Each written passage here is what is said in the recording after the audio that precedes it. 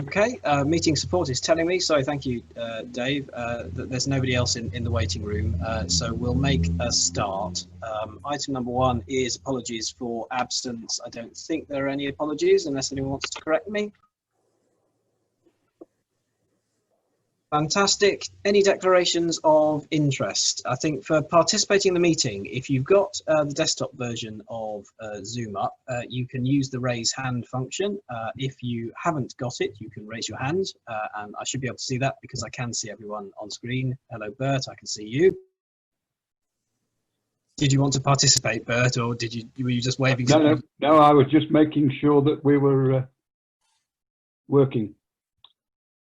Fantastic. In that case, if nobody else has any technical problems to unveil or declarations of interest, we'll move on to the minutes of the last meeting held on the 16th of January. I was present, but I was not at that point a member of the committee. Would somebody like to move the minutes, or are there any corrections? I'll move the minutes. Moved by Councillor Hutton. Anyone want a second?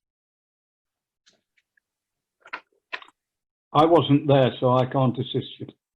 Excellent. Councillor Robinson, I think, is moving to second, and if nobody else objects, those minutes are approved. Excellent. Item number 4 is the coronavirus pandemic update.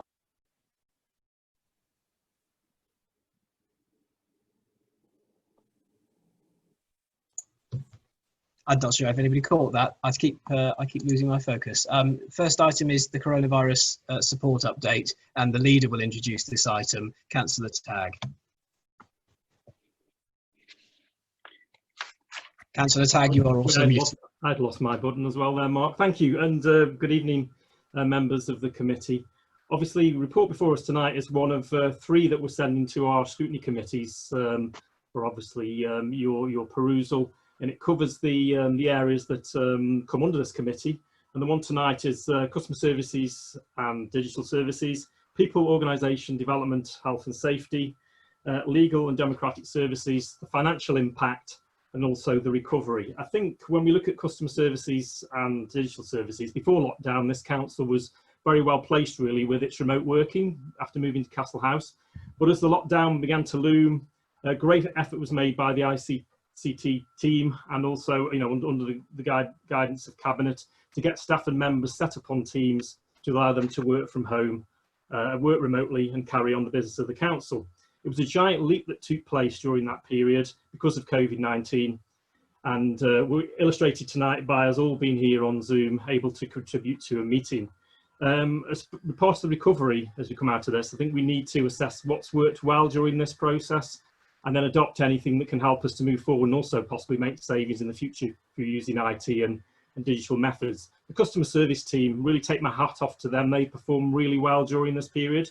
As the council's pivoted from face-to-face contact to telephone and online, services we've kept running such as waste management and dealing with all of the business grants issues and all of the issues to do with finance and council tax, etc. They have worked really well to get those in. As you can see under 3 and 4 and 5 of the report, the figures speak for themselves there on the issues that were encountered and how they responded with massive figures during the pandemic. Looking at people, organisation, development and health and safety, of course, they're paramount for our staff going forward on this, and we've developed policies across the board that has responded to the pandemic to ensure our staff are safe while they work from home, but also importantly are safe when they're doing the frontline operations that the council's carried on doing, such as waste management and street scene. And we've worked closely with the trade unions during that to ensure that they're happy with what we've done as we've taken our sort of way of continuing to run the council forward under these new circumstances. Legal and democratic services. Group leaders met early on, and Councillor Proctor will be aware of this, met early on, and Kyle, early on in this, and made a commitment to get member meetings, committee meetings up and running as soon as possible, and we use the Zoom format we're using tonight. We're one of the first councils in the country to have a virtual planning meeting. That's been very successful. Planning meetings have as a public protection. We've now held 3 cabinet meetings via Zoom during this period, allowing key decisions to be made at a cabinet level and for the business of the council to continue. This has been kept under constant review as the lockdown is beginning to ease, and I have a meeting with group leaders next week so we can chart our way forward on the next steps to do with that. Looking at the financial impact, obviously massive for the council, with the significant impact on income for places like J2 and the car parks, income falling through the floor during the lockout. They're beginning to recover now. Car parking, etc., will begin to recover. When we can open J2, that will recover as well. But we've lost income. We've also had extra income because of the pandemic, and that has really been affecting the budget, as detailed in the report. We've received 2 cash injections from the government to date, totaling 1.3 million, and they've come just at the right time for us previously. And councils are expecting, to be confirmed by the government, that there will be a further cash injection coming in future weeks to help us through against some of these losses which we've had to endure during this lockdown. Hopefully, as we begin to ease lockdown, we will get back into income, meaning that the council can begin to balance its budget again. The report goes into a lot of detail on this, and I'm sure Councillor Sweeney will be able to answer any questions along with Jan if they come up when the committee begins to debate this. Finally, recovery. Obviously, Cabinet's endorsed a recovery plan called Get Back on Track, which says what it says on the tin, really, which includes a detailed plan for stepping up services and to manage the economic and financial recovery in the borough. And Cabinet members and myself are working closely with officers on that. And just before I hand over back to you, Chair, I'd just like to thank all members of the staff. We do it at Cabinet, all members of the staff, in whatever they've done, whether they're working from home, frontline, out on the streets or whatever, and our directors as well, right the way up to the Chief Executive, for the tireless work they've done to keep council services going, to help the vulnerable, and to chart now the recovery for the borough, both the council and the borough as a whole, for our residents. Thank you, Mark. Willing to take questions from your committee. Thank you. Thank you, Leader, and I think the committee would associate itself with your remarks about the way in which the council staff and officers have responded to this crisis. It's been extremely heartening to see everyone pulling together. Does anybody have any questions for the Leader or for the portfolio holder? Is that Councillor Pickup indicating? Councillor Pickup, I can see, and then Councillor Hutton, you as well, I think. Councillor Pickup first. Well, I've got 2 questions really, both about waste collection. So the waste operatives have done a fantastic job. Have there been any cases of COVID at all? Because those that I have experienced have not been social distancing at all. I know it's very difficult for them to do it, but when they've had the opportunity to, they haven't done. And then secondly, why are we losing £65,000 a month? Is that actually correct that it is per month, or is that over the period that we've been on lockdown? 2 questions there. Councillor Tagg. Yes, thank you, Councillor. I'll answer the first one to do with the waste management teams, then I think if Stephen can come in on the 65k, or bring Jan if necessary. I think as far as I'm aware, we've had no actual cases in the street scene team, but what we have had is people going off and self-isolating with symptoms, and then they come back again. I think you're quite right, you know, working closer together, that is something we, right from the beginning, we followed national guidance on that, had their unions in on that, and they've agreed that way forward. And of course, there's really no way in a cab really to social distance. So what we've done is we've had people being drove in behind and doing their day's work and then driving on to the next place. So we've got around it, but I think in the end our staff have really worked with us on this, and I think we can really commend them that they've taken steps like this. And as I'm aware, I might be corrected in any latest information from Martin, but as far as I can see, those that have gone off to be self-isolating, could it be because a member of their family was having symptoms or whatever, have come back without having the virus. On the 65,000? Yeah, so to me, yeah, so it is something like 65,000. It's the, like you say, the reduced members of crew, so we had to hire more vehicles. There's a cost. All the refuge going into one container, that has then got to be sorted by somebody. There's a cost. You know, these things aren't free, obviously. However, that will come down because we're rolling out the new system now. So paper and cardboard are together, so that's already sorted. It's easier to sort the rest out, so that will reduce. I think there's something about it's 70, 80 pounds a ton, I think, to sort it, and that reduces to sort of 20 or 30 pounds. So this is a serious savings. So these figures will reduce, but at the moment, it's about £65,000 a month extra we're paying. Councillor Tagg. I think the reason I was querying it was... Can I bring Councillor Tagg in Sorry. just a moment. I think he wanted to No, respond. if Councillor Pickett wants to ask a supplementary, then I'll answer that probably best. Thank you. Okay, then Councillor Pickup, do you want to follow up? It was really, I think maybe the wording is confusing, because I read it as that it was additional cost of treating recycling products that was costing us £65,000 a month, rather than the additional cost of the waste collection. If you've had to have new vehicles, extra staff, etc., then obviously I understand you've got increased costs, but the way it's worded, it looks as if we're losing £65,000 just in sort of recycling credits almost. Well, that part of it is the cost of... Steve, what we've done is taken a very conscious decision to continue the recycling system and the garden waste collections. We were one of the only councils to continue that throughout there, and we were aware of the costs, the extra costs, and we feel that that was the right thing to do. And as Stephen has said, now we're moving back into normal times and we're bringing the new system in place that will then replace those costs by us obviously separating the card and cardboard. But I think it's the right thing to do, and the extra cost really for people to have that in the depths of this pandemic of lockdown, to still have their services as they were having before, as far as they're concerned. But it was obviously being dealt with once it had been put in the back of the truck differently, and that was the extra cost. But I think that was the right thing to do. And as I say, other councils didn't go down that route and stopped garden waste collections, what have you. We kept them out all the way through, and I think that was the right thing to do. I'd agree with you. I was just querying whether we'd actually lost money in the credits. That was all. I think they've done a fantastic job, I have to say. Okay, I can see indicating Councillor Hutton, Councillor Stubbs and Councillor Robinson. If you could wave if your point is directly related to waste. No, not waste. Okay, in that case, we'll go in order then. I saw Councillor Hutton first, then Councillor Stubbs, then Councillor Robinson. So Councillor Hutton. Okay, with regard to what the leader said about the use of technology, the Public Protection and Licensing Committee... I can't hear you, Graham. What are you doing? I can't hear. I'm unmuted. I can hear all you. I think you might be too far away from the speaker, Graham, I think. You're intermittently coming through, Councillor Hutton. If you lean forward, does that help? Can you hear me now?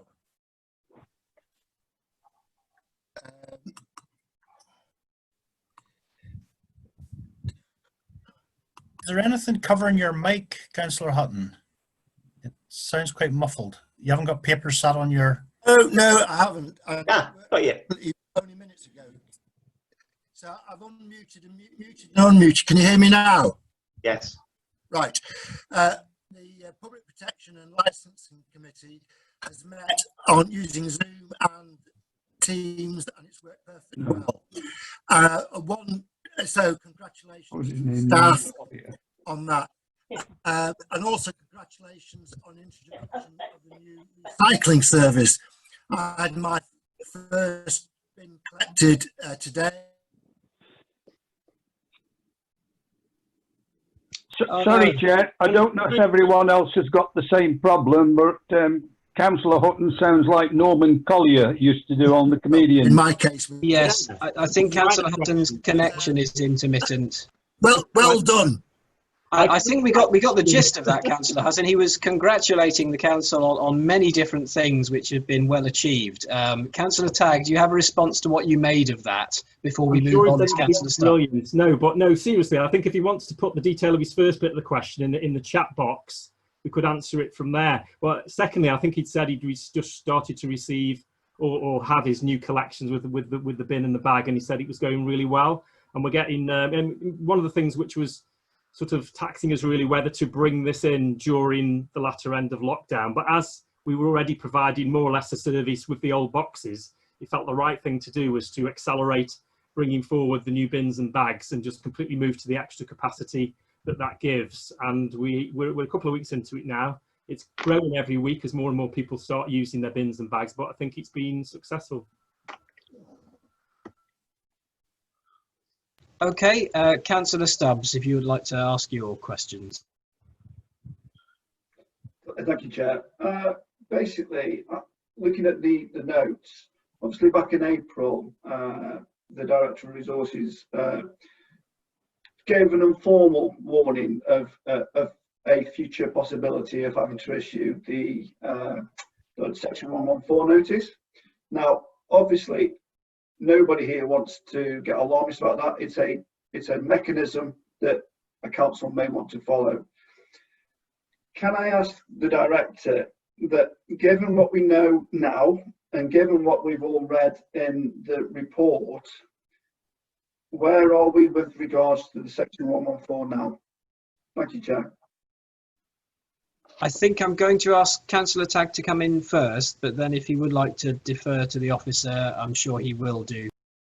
Well, I will, as it's been requested by Councillor Stubbs. I would say, from Cabinet's point of view, that is receding because of the fact that we've had the government cash injection. And I think what we've done is we've taken a really, really tough approach to looking at the budget going forward, looking at all the costs going forward. I think if you read the Cabinet report that this report came out of, and also the back on track recovery plan at the back, we are really thinking ahead for the budget, and particularly not just to balance the budget this year, but also next year and the year after, when potentially business rates could be affected by businesses collapsing, and also the council tax. Obviously, if people get into trouble, we will have to pick up the council tax benefit. But I'm perfectly happy for Jan to come in and just to address Councillor Stubbs' question. You're on mute, Jan. You're still on mute, Jan. I'm unmuted. Thank you. My mute button disappeared.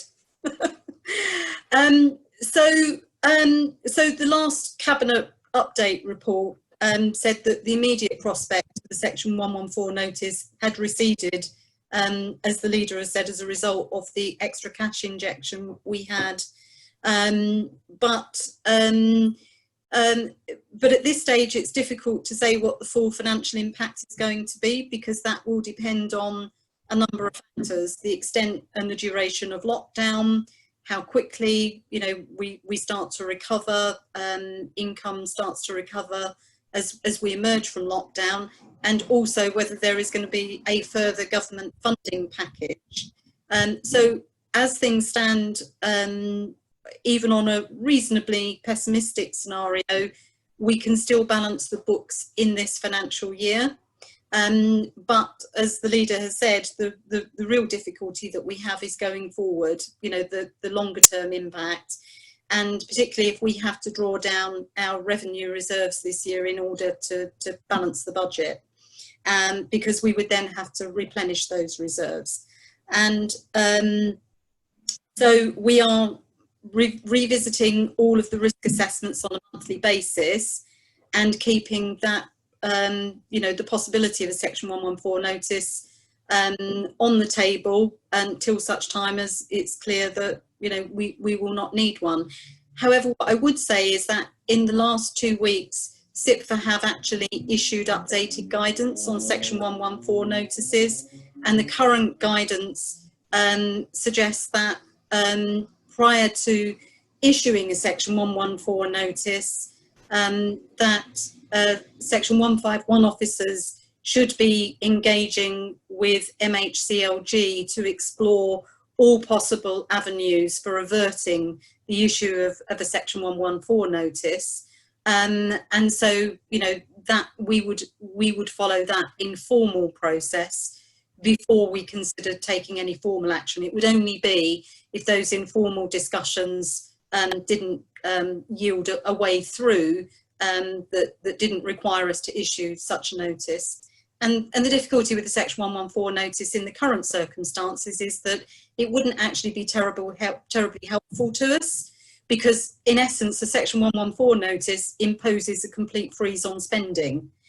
Our problem is not that we are spending too much, it's that our income has collapsed. And so going around and making staff redundant and cancelling contracts is absolutely not what we should be doing at the present time. When we are being asked to go above and beyond, not just to provide the normal day-to-day services, but also to undertake a host of additional responsibilities, supporting individuals, businesses, supporting the recovery. So, I'm not going to say never. It's not impossible that we may find ourselves at some point where we do have to, contemplate issuing a notice. But I can't see any immediate prospect of it, and I think the general consensus is that a funding package will be coming forward in late summer, early autumn, and I think we'll have to wait and see what that looks like. Thank you, Jan. Councillor Tagg, do you have anything to add to what's been said? Yeah, just to say that we've been lobbying really hard with the government through the district councils network, through other links, and also our MPs, both Jonathan Gullis and Aaron Ball, have been working closely with us and taking up our case with the government. And that's what we fully expect. That was announced at a district councils meeting that the government are forthcoming with more funding towards all councils, districts, counties and unitaries, to enable us to carry on doing the great work that we're doing during the pandemic. Thank you, Councillor Tagg. Councillor Stubbs, I saw you agreeing with some of what our officer said. Did you have any comments following that? Yeah, thank you, Chair. I mean, absolutely, I'm really pleased that Jan picked up on the limitations of the Section 114 was never set up for this scenario. So I'm really pleased, actually, that Jan's picked up on that. And also, Simon, I'm really pleased that we're actually lobbying all local MPs. But can we be doing more? I mean, please forgive me that the promise from the Prime Minister or the current Secretary of Housing that there's going to be a funding package in the future, while there may well be, and that would be great. But at the same time, local authorities were told to do whatever it takes. And currently, the funding packages that have been proposed so far are not covering what it's costing. So politics aside, purely financially, the money is not being replaced the way it will be. And as Jan has pointed out, it won't necessarily be this year that the problems occur. It will be next year and the following years. So can I ask that, Councillor Tagg, I do respect the fact that you're going to the local MPs, but I think we need to be working much harder. We need to be using local press. We need to be letting everybody know that we are doing everything we possibly can to make sure that Newcastle Borough Council exists, not only at the end of this year, but going forward as well. Thank you, Chair. Thank you, Councillor Stubbs. I think I understood from our leader and from the officer when they gave their comments that we have in fact been compensated as an authority adequately so far. Those receipts are 1.3 million in total, but you would be right, I think, Councillor Stubbs, that those receipts can't possibly forecast future loss of income or future additional spending that will be necessary by the council. And that's why it's important that the government continues to support local councils. Councillor Tagg, do you have anything further before we move on to Councillor Roberts? Stubbs. Yeah, I think the government have delivered. Boris has delivered, so is Robert Jenrick has delivered for us and seen us through this very difficult period. And I think he's quite right when he talks about next year, which I did in my initial comments. I think what we're looking for, we were asking for some sort of obviously guarantee scheme for business rates and for possibly for some council tax income as well, because those are the two things that will hit us next year and possibly the year after. Let's hope we have a very steep V-shaped recovery, but that is a hope. But if we don't, we need to have plans, and also the government need to aid us into being able to maintain that level of business rates income if it isn't there, to supplement it, and also the council tax bombshell if we have that coming down the line, really. So we need to ensure through lobbying, and we're doing that. And I think taking to the press is that's the way which probably Councillor Stubbs would do it against a government. But I think we should be working with them and influencing them and lobbying them, which is what we're doing. We're getting more joy out of that. And we have been perfectly plain in our cabinet reports, the three of them that have gone on this subject. We've been plain and honest with the situation. The first one was saying we need money, and the government gave us money. And now we're into recovery. We're looking towards that next period and the budget setting next year. And we are wanting some sort of guarantees on some of that income. Okay, thank you, Leader. I can see, I think Councillor Robinson and Councillor Burnett would like to come in. Councillor Robinson. Thank you, Chair. I think we can all recognise that the pandemic has created some unprecedented circumstances for the council, and it's pretty much affected everyone, everywhere, businesses, councils, people, everything. I'd just like to say that I feel that my group and I have worked constructively with the Leader of the Council and with the Chief Executive and his team to try and ensure that the Council continues to deliver for residents during these times. And I think we definitely all need to put on record our thanks to the officers and to the staff in all departments for keeping the council going under very difficult circumstances. So, following on from what the leader said, I also want to put my thanks on record. I do have some concerns around the council finances. I know that Councillor Stubbs has touched on that. I saw from a recent cabinet report that the council reserves were quite low. I think around about 1.5 million, which I think for a council of this size is quite low. I know that it's probably within the legal threshold, but I think it is something to be aware of. And I was just wondering if there was any comment from the finance officer or the cabinet member responsible for finance regarding the level of reserves, and do they foresee that the council will have to dip into those reserves any further anytime soon, considering the circumstances that we're under at present? And following on from that, with the council also facing a reduction in revenue income, which we've seen in the report, I was wondering how likely it would be that this is going to affect council borrowing potentially and spending plans in the short and long-term future. So is there a chance potentially of any projects having to be put on hold? Thank you, Councillor Robinson. I think as a proportion of its budget, the reserves at Newcastle Borough Council are certainly smaller than the reserves that I thought were held by Kidsgrove Town Council. But to answer that, can I ask Councillor Tagg to come in first? Yeah, I will, and I'll hand over to Steve as well for more detail. But I think on the reserves issue, Kyle, you're quite right. But I think you've got to recognise in the last budget we raised those reserves higher than what we inherited in 2017 from the previous Labour administration. I think what we've got to look at going forward is raising them even more to make them sort of this, because I think one of the problems with this, everybody, is that we always make plans for, if the Chief Executive likes to say this, and I'm going to echo it now, we always made plans for the buildings going offline, didn't we? But now the people have had to go offline, which has meant we've had to look at this in a completely different way. You would have thought you would have to have completely closed J2 without it blowing up first, to actually close it because people aren't allowed in there has been an absolute, we just weren't really prepared for that. I think going forward, we have to be prepared for that. That income can drop so much in such a short space of time because of something like this. And that's where we need to build our reserves up. But I will say reserves are much higher now than they were in 2017. Steve.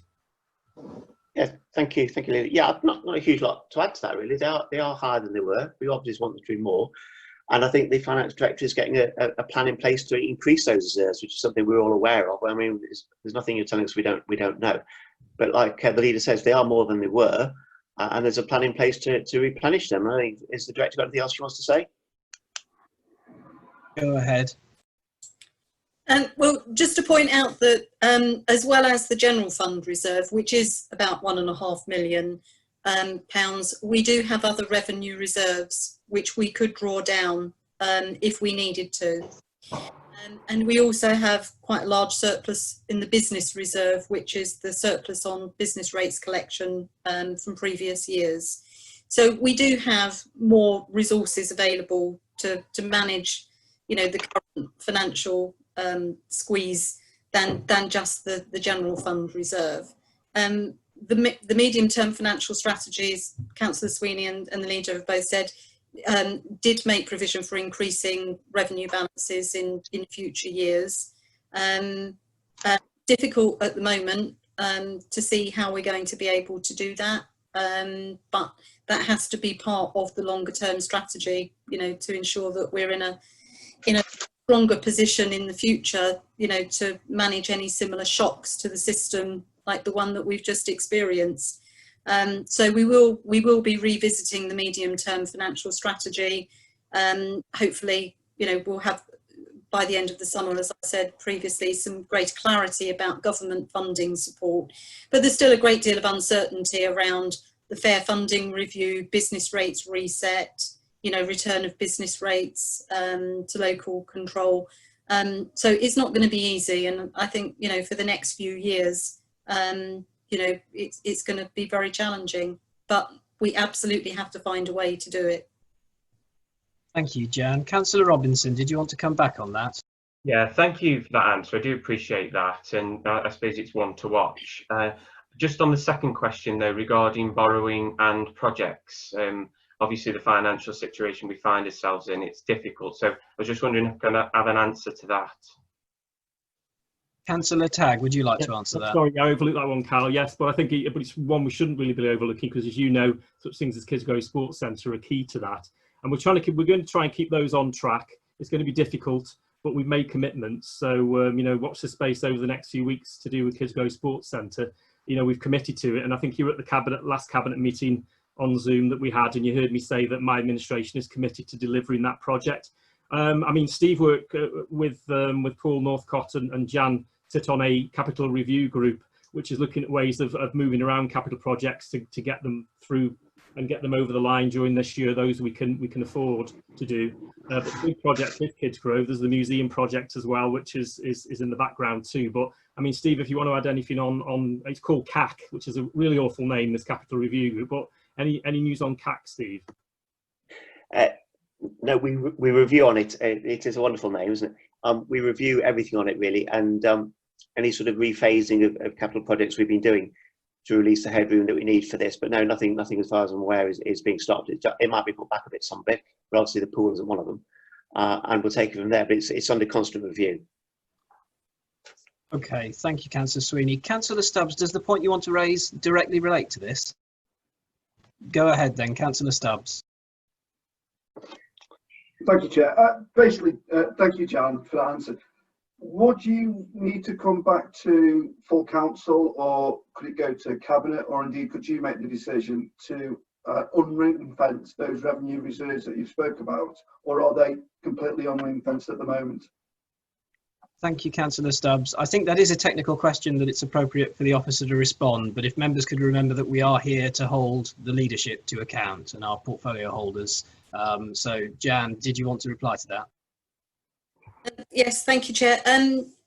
Yes, we do have some ring-fenced reserves, but the vast majority are unring-fenced. We may have designated them for certain purposes, but we are perfectly free to designate them for other purposes or to release them to support the budget if we wish to. You know, with a few exceptions where, you know, we have been given specific grants for specific purposes, and we can't spend them on anything else. But I would say, you know, the vast majority of our revenue reserves, you know, are unring fenced, and you know, and therefore available if we need them. Thank you for that answer, Jan. Councillor Burnett, you've been very patient. I think I saw you indicate you wanted to come in earlier. Did you want to ask a question, Councillor Burnett? I think everybody said what most of what I wanted to say, but I don't think we've finished spending yet, and I think we're going to have to look at some sort of support and recovery for some of our local groups as well, because they've been shut down for so long as well. They're going to need help also, and the government has provided help to businesses like hairdressers, shops, cafes, bars and things. But what about community groups and things like that? Church groups, school groups? Who's going to help them when they can start opening? Councillor Tagg, do you have any comments? I think it's a good point, isn't it, Jill? Welcome. Actually, glad you got into the meeting as well, which you had trouble getting into it. But I think a lot of some of those you mentioned have already been picked up in some of the business grant schemes if they pay business rates on a property or get a discretionary rate relief. Whereas for the others, I think that's we've seen some of the grants already coming through to those such groups such as that. I think that's got to continue, hasn't it? Because you're quite right. We're going to start opening community centres from July 4th onwards in a very measured way. But those community groups that go in there have got to be viable to be taken forward. And I think we as the council will be lobbying for that. I know the MPs are lobbying for that. That those groups are the cultural and community sort of heartbeat of the country, aren't they? Without those, we lose a lot of volunteers. We lose a lot of people giving up their time for free. As county council in the room now, we had our COVID-19 support money, which could go to groups that were having money difficulties because they closed down, they couldn't hold meetings, etc. And I gave money from my county council fund to the Scouts across Newcastle so that they could obviously keep ticking over for when they can start meeting again in person and get their activities up and running. So there's many ways we can do that. But I think, yes, the government need to address that, and we will be lobbying them to do that. Okay. Thank you, Leader. Councillor Proctor, did you have anything that you wanted to raise? Thank you, Chair. Just really a reflection on the last point made, and I'm mindful that community centres and these voluntary groups will need support, but we mustn't lose sight of the fact that lots of these groups, and I'm thinking of one in particular not too far from me, so I'm not in somebody else's patch.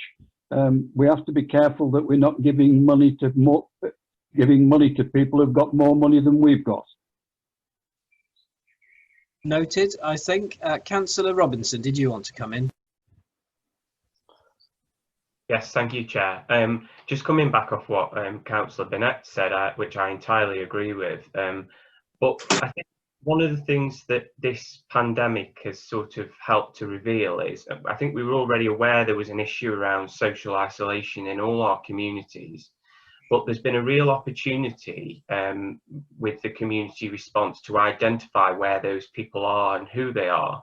And what I'm hoping is that the Borough Council and the leadership will consider that going forward, that actually where these community groups have been working with all these people, that we don't just then pack up once the virus has sort of started to disperse and forget about those people.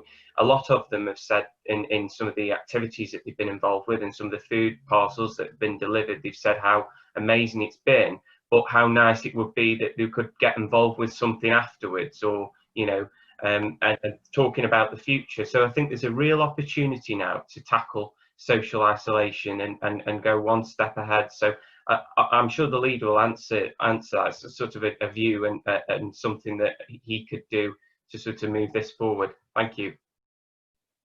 Thank you. I'll ask Councillor Sweeney to come in first, if that's okay, Councillor Tagg. He's indicated he'd like to speak.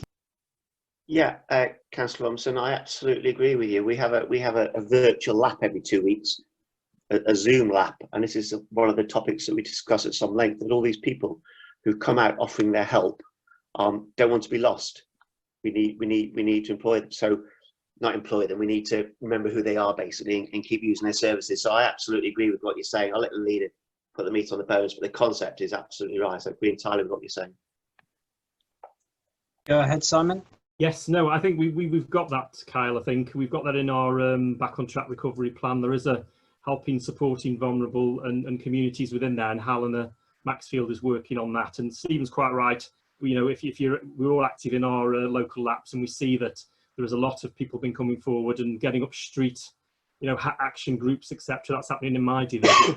And I think the important thing is that we're working with support staffs and the Realise Foundation, and their work is carrying on.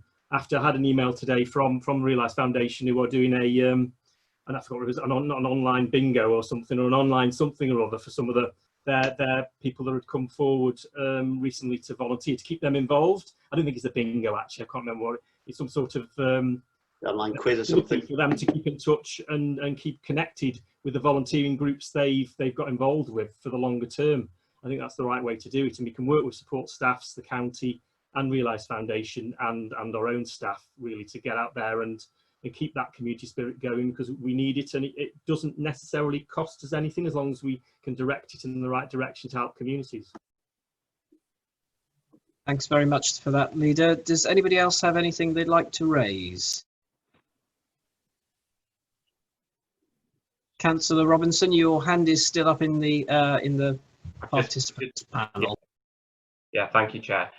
I'd just like to ask the leader, obviously in response to coronavirus, the government, I'm sure, will have all sorts of ideas about with the way local government can continue to finance itself and manage its finances better.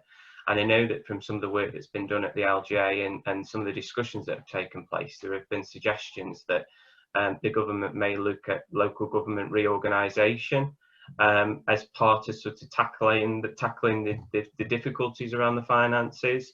I know that this is briefly mentioned at the county when the county were looking at their situation there and looking at the businesses and economy and the way local authorities respond to the situation. I was just wondering what his position on that is. Do you know if the county approached you on unitarisation or looking at local government reorganisation?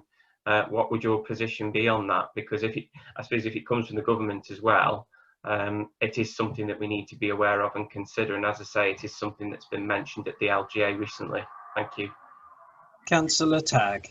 Yeah, I mean, as Carl will be aware and other members know, there's a white paper coming out, isn't there, from the government later in the summer. I think my position's already been made plain at council meetings and other meetings of the past, that I think the current model we've got in Staffordshire fits. We can make it work better, and I think that's what we need to do. I think we need to prove to the government we can make it work better, and also on a North Staffordshire basis, working better as well between Moorlands and the city and ourselves, to show that if we've got cross-border issues, we can work together to deliver them without an elected mayor, for example, or a unitary north-south or county-wide.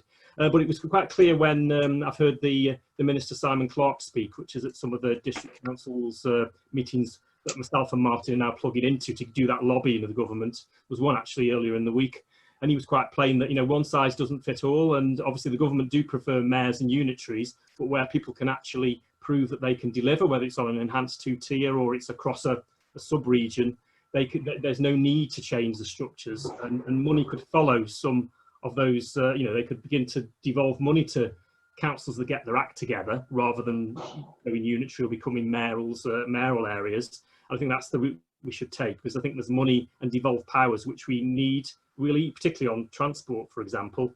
So I know my position's already been made. I'm against, for example, Newcastle merging with Stoke, or the county becoming a county-wide unitary. I think that would be waste years and years of heartache and anger, and we wouldn't get the job done which we need to do, just as we're coming out of coronavirus. So I think the white paper could open a can of worms. But I think if we in Staffordshire and North Staffordshire particularly have a desire to deliver services ourselves and do them well and work together, then there'll be no need for any sort of enforced changes.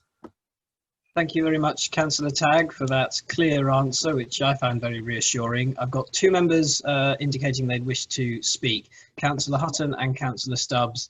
Councillor Hutton, if you go first. If you have difficulty speaking, I can read your answer out from the chat. Can you hear me now? Oh, it says my internet's unstable. Go ahead, I can hear you at the moment. Maybe that's slightly better. The problem with unitaries, if you draw a line through Stafford, the south of the county align with the West Midlands, and the north of the county align much more with the northwest. So a unitary authority for Staffordshire would be a disaster. And also, if you look at the north, we have Stoke, which is largely urban, and the rest of North Staffordshire, which is largely rural. And again, that would force them to work together, would be an absolute disaster. So I would be totally against a forced unitary authority. Thank you, Councillor Hutton. Before I ask Councillor Tagg to react to that, Councillor Stubbs, would you like to comment? Thank you, Chair. I mean, I thought Councillor Tagg and I only shared one belief, and that was our shared belief in our football team. But absolutely, I am full square behind the leader on this, to try and manufacture some sort of one tier or north and south, or even east and west, which was previously discussed, would be disastrous. Democracy works better the lower it can get towards its people. And by trying to move everything to a central point, which would either be Stoke or Stafford, we move a lot of the democracy away from our people. So absolutely, I'm more than happy to support Councillor Tagg on his stance. Thank you, Councillor Stubbs. If you have anything to say very briefly, Councillor Tagg. Well, do you want to bring Councillor Proctor in first, and then I'll answer at the end? Okay, yes, Councillor Proctor. Yes, it was only, Chair, just to echo the sentiments of both Councillor Stubbs and indeed Councillor. Hello? Hello? We can hear you. Oh, we can sorry, hear you. I thought I'd lost both Councillor Tagg and Councillor Stubbs. I think that we perhaps can work cleverer, and there are things that can be improved, but certainly unitary-wise, I'm four square behind what's been said by the two colleagues. I think that's a fairly unanimous. You're muted again, Mark. Sorry, that was fairly unanimous. Councillor Tagg. Yeah, no, I think I agree with all those comments. And I don't detect any sort of desire by the local councils in Staffordshire, North Staffordshire particularly, to go down that route. I think in the past, you know, when I was leader between 2006 and 11, I feel there was a move in those days. I think it was actually supported then by the government that was in place during the latter years of the Brown administration to move to unitaries. But I don't see that now. And I think I was really pleased when I heard Simon Clarke, the minister that's putting the white paper together, to hear his views on what he thought. He's from an area where there is a mayor, I think, and unitaries, and he sees that's a good model for him and for his councils. Whether the population thing, that is another matter, of course. But he said that he understands across the country there are different you know, sizes, so one size doesn't fit all, and we should work better together and hopefully get some devolved powers and money to do things such as transport and some economic stuff. But remember, we've got town deals, we've got Future High Streets Fund. The government is delivering for us within our borough boundaries as it is, and I think we can carry on doing that if we show that we deliver and spend that money well, and that's what we're trying to do through both of those. Thank you very much, Councillor Tagg. Does anybody have anything novel that they'd like to raise? Shaking of heads, which is good news. I think that brings us to the end of the report. Now, clearly, this is something we're going to want to look at again in future. We don't yet have dates for future meetings, and I apologise if this has been a slightly stilted outfit, because unfortunately, electronic meetings are a little bit that way. It's not the same as all being in the room, able to have a free-flowing conversation, but I hope we'll be back there as soon as possible. If there are no further comments on that item, which is the only item up for debate at this evening's meeting, both of our portfolio holders that this committee scrutinises are present, so they don't need to feed anything back to Cabinet, but if they had any closing remarks to make, I will hear them now. Councillor Tagg? No, Mark, I think it's been a good meeting, and obviously I think, as you say, future reports to the scrutiny, if they get up and running in September, hopefully, as you say, in the room format, we'll continue to scrutinise our get back on track plan from a perspective of finance and workforce development and digitisation, etc. Thank you very much. Councillor Sweeney. Nothing to add really, apart from the fact I thought you chaired it very well. It's been a good meeting and it's been well run, and most people's internet's worked okay, but it's been a worthwhile meeting, and thank you for that. Excellent. Thank you, Councillor Sweeney. Item number 5 is urgent business. I have no urgent business that I'm aware of. Martin, do you have any urgent business that you? I have no urgent business, Chair. Thank you. Excellent. If there is no urgent business, we don't need to move item number 6, disclosure of exempt information, and that's the end of the meeting. Thank you, everybody, for attending. Thank you, Chair. Thank you, Chair. Thank you. Good evening, all. Cheerio. Good night. Thank you. Bye.